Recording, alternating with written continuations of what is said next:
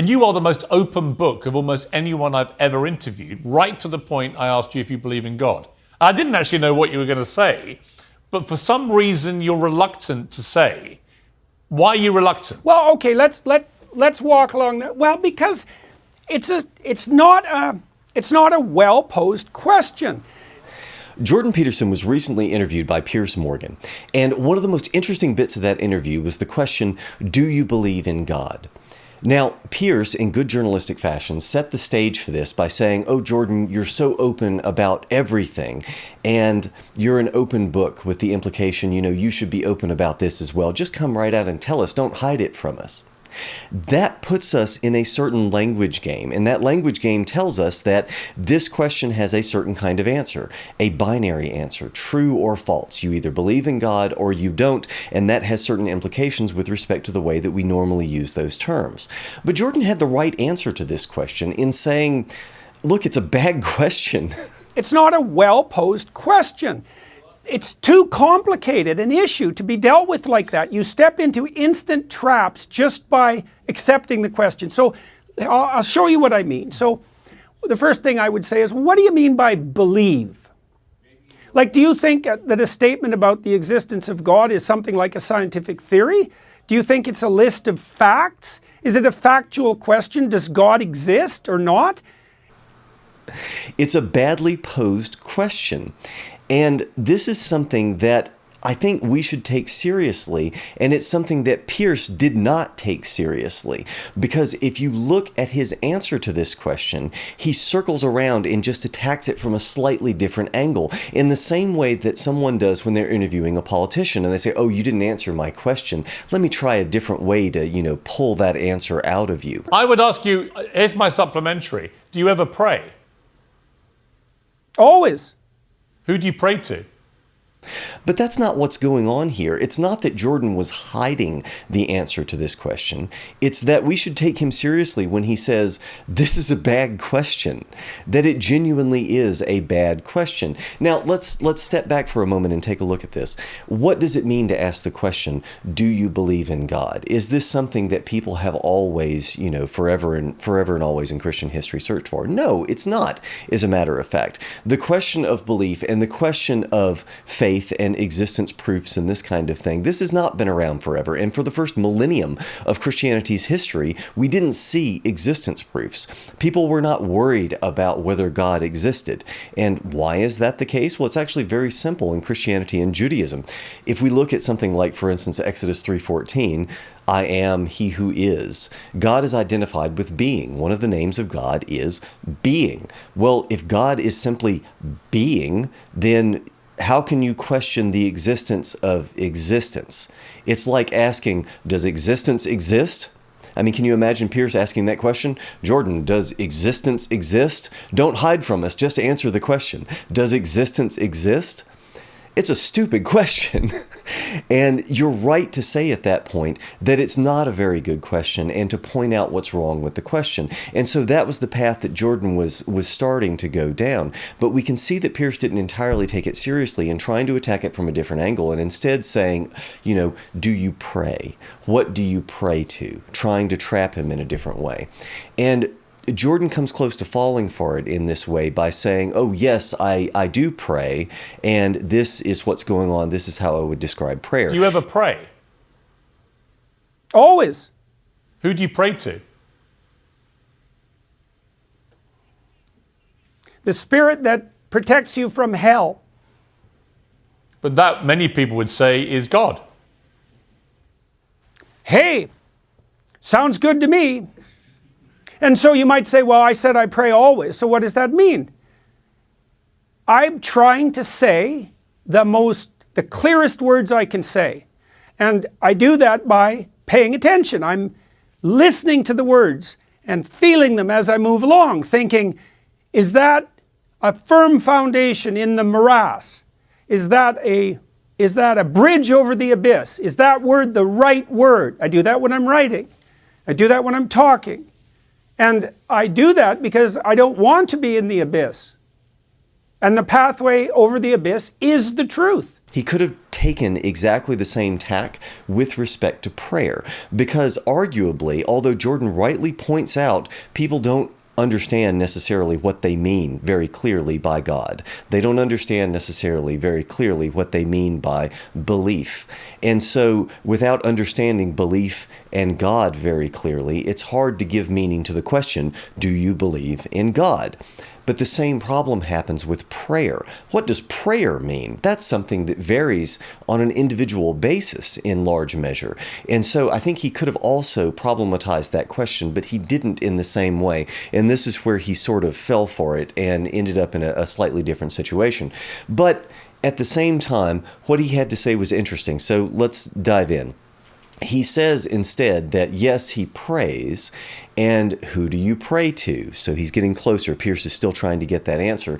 And Jordan says he prays to, whatever protects him from hell. And at this point, Pierce is like, oh, okay, I've got you, now let's dive in and figure out what it is, that you mean by God. But it turns out that he has something more prosaic in mind by this, and something more arguably psychoanalytic, in the sense that he points to a hell on earth.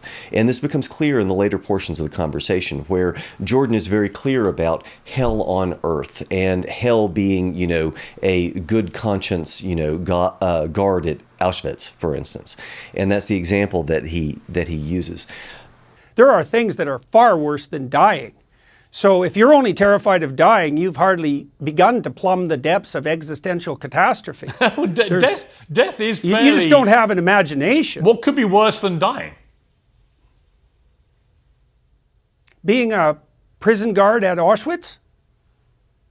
But you'd still be alive, even if you were witnessing horror. Is not death the ultimate... ultimate... Oh no, I'm thinking perpetrating it. Right.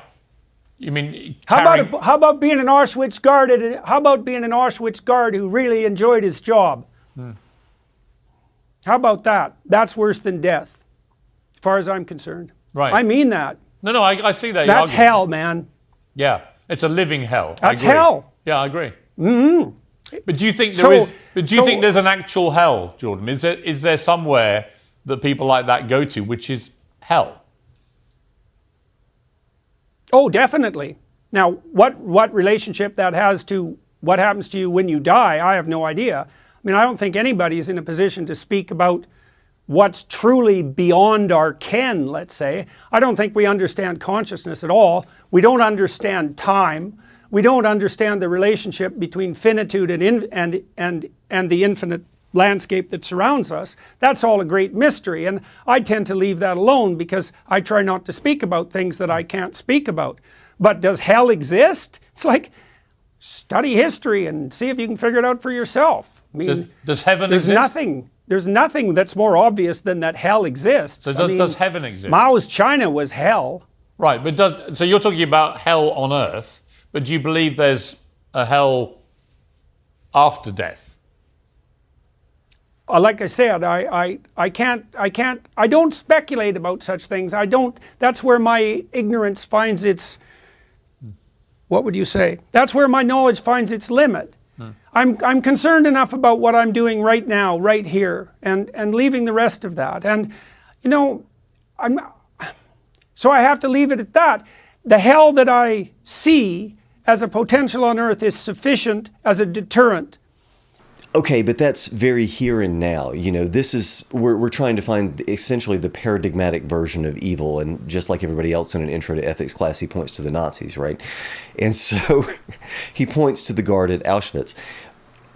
But the problem is, he does not at the same time extend that, of course, to what it is that Pierce had in mind from the very beginning, which is hell in the afterlife, and in some, sense in that way. And Jordan makes clear that he doesn't know there and remains agnostic with respect to the afterlife and any notion of hell. So in other words, he doesn't really end up answering the question. And what he wants is to become a good person here and now, and to be saved from hell here and now, hell on earth. And so it sounds as though he's just kind of come full circle and taken an almost behavioral or psychoanalytic stance on it. But that's not really what happened either. You can ask, well, is it eternal? Well, I would say, well, look, all totalitarian states are variants on a theme. let's say. And that theme persists. All archetypal stories are eternal. Everything that happened in the Bible happened and is happening and will continue to happen forever. It's part of the eternal human story. It's hyper real. And heaven and hell are part of that. What that means in the final analysis, I don't know. I mean, I think you asked in there, hell is real, is heaven real? It's like, well, heaven is as far away from hell as you can get. That's a good way of thinking about it. He actually does go on to say something really interesting about this. And this is the point where he stops and says, oh, well, what the Bible describes as happening is happening continuously. It's happening forever and always. And of course, here being, my focus being Meister Eckhart, I recognize a certain Eckhartian strand and say, okay, yes, the eternal birth of the Word and the soul. Now this is interesting. Now we're starting to go into interesting theological territory. Now, what I mean by that is something like this. So your average person, when you're asking the question, do you believe in God? There's a certain level at which one is operating with respect to the language game. And that tends to be relatively simple in terms of the conception of what God is, what belief is, and so on. And so the answer that we're expecting to that question, again, as a kind of binary, true or false, that just anyone can understand, we're operating at a relatively simple level. Jordan tries to up the complexity of that by saying, no, it's a bad question. Let's talk about why it's a bad question. And that gets us a little further down the road, but he doesn't continue that with prayer. And he does then take an additional step with it in talking about the ceaseless, the eternal birth of the Word, essentially, the eternal occurrence of the events in the Bible. In other words, the eternal occurrence of, that which is described in religions, taking us into archetypal time. And there's all kinds of, goodness there in terms of what it is that we could talk about. And so you've got different levels of the discussion, right? So the first and simplest level, do you believe in God? Yes or no? Addition to that, okay, let's problematize that question. Maybe it's more complicated than we think it is. What do you mean by belief? What do you mean by God? And then finally, let's talk about the eternal birth of the Word, which is something that, flies over a lot of people's heads. It's much more difficult theologically. The problem is, Piers doesn't follow him even to the second step, much less to the third. And so we have to ask the question, okay, where does Jordan actually sit on this? What does he actually think about the existence of God? And it's not perfectly clear just how far he goes, because most of the people who are talking with him don't go to that final level. In other words, that level of the eternal birth of the Word and the soul, most of the people don't go there, and so it's really hard to know, what does Jordan actually think about that? Is he a mystic? Does he follow someone like, Eckhart or, Teresa of Avila, or how far does he go into Augustine and that sort of thing? I'd like to see him interviewed by, no kidding, a theologian, somebody who really will follow the rabbit hole, the white rabbit, go down into the rabbit hole and find out just how deep it goes. That would really be very, very interesting. And so, unfortunately, we don't really have that information. But suffice to say, he seems to be, at the very least, very conscious of who it is that he's talking to and how it is that his words are going to be used and abused, unfortunately. And he's very familiar with this because he's such a popular figure. And so when he's answering these questions and when he's answering this, it's almost a CNN-like interview, right? You're almost on one of the major networks. And so you're talking to everyone. And in talking to everyone at that level, how do you answer that question? You don't necessarily want to go all the way down the rabbit hole and, go into the depths of theology, because you're going to lose everybody. They're going to have no idea what you're talking about. So what do you do? What is the right answer to that question? Well, it seems to me the most useful answer to that question is what he recognized at the very beginning. It's a bad question. Let's talk about why it's a bad question and then hope to take a step in the direction of additional sophistication. So that's really useful, but I worry that he got lost a little bit in the prayer discussion because he didn't problematize that question and didn't try and add more complexity there. And so there's more that could be done there, I think, but at the same time, who is he talking to? not just Pierce, but also the audience there. Who is he really talking to? And then, of course, if you take little sound bites of that, which inevitably people are going to do, right, and turn them into shorts and clips, could it be used against him? And I think, of course, that's going to be the case there with some of what it is that he had to say, which is unfortunate. But anyway, I would love to see just how far down the rabbit hole he goes. I worry that, for instance, with Michaela, his daughter's response later in the interview when she joined him for part 2, Pierce asked her the same question. In other words, he was still trying to get an answer to that same question in saying, does your dad believe in God? And unfortunately, Michaela answers the question and says, yeah, I think he does. You know, if Jordan had wanted an answer to that question, he would have given an answer to that question. People have been asking him that question for years and years. And so I don't think that was the most helpful thing necessarily there. I mean, there are a lot of good things that could be said about the way that they handle things. They're accustomed to handling being in the public eye, handling these questions, and so on. Now, at the end of this discussion, I want to say a few words because my audience, of course, is not necessarily going to be the same as Jordan's, and people are going to be asking the question, oh, you're talking about Jordan. Does that mean that you agree with him? And it's funny, it reminds me of a talk that I had a few years ago where I was talking about translators and Meister Eckhart and all the different people who have worked with him. And I'm a translator of Eckhart's works, and so people asked me, who is your favorite translator? And I said, well, I'd never really thought about it. I mean, I don't have one that I agree with completely. I have some that, they have virtues and things that I like more than others. And I thought about it for a while and eventually said, Oliver Davies. I love his work. I love his translations. I think they generally are very, very good. Now, does that mean that I agree with everything that Professor Davies has done? No, it never occurred to me that I had to agree with everything that he's done. And it's the same thing with Jordan in the sense that I find him very good to think with. He's very useful for thinking. Now, does that mean that I agree with everything that he says? No, I don't have to agree with everything that he says. It doesn't matter. He's a psychologist. He has a perspective that's very interesting there. There's a long history of people, even including the position that he had at Harvard, of people doing interesting things with religion and having things that are worth reading and worth thinking about. Now, does that mean that I agree with all of that? No, of course not. I don't need to. It doesn't really matter. But is he worth encountering and worth thinking about? Yeah, I think he's worth encountering and worth thinking about. It's just ironic that you have someone with his background and with the things that he has to say on a show and in the public eye to that degree where you really are talking to everyone and you can assume no background, you can assume, no prior theological experience, and now all of a sudden you have to dive into something like this. What in the world is the most useful way of answering that question? Do you believe in God? It's probably the way that he answered it. It's not really a good question. Let's talk about why it's not a good question.